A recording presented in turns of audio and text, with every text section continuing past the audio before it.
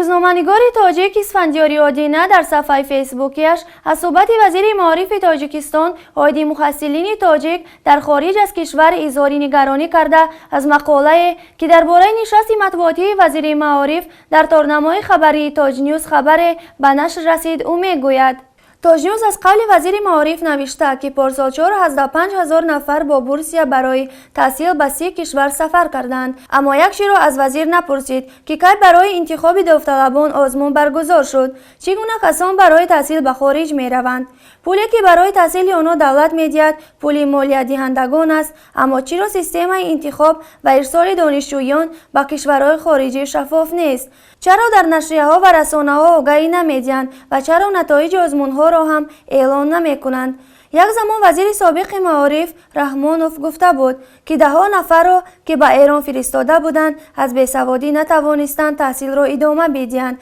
و بازگشتند. خوب این است نمونه انتخاب داوطلبان برای تحصیل در کشورهای خارجی که آلوده به فساد و خشونت باربازی است.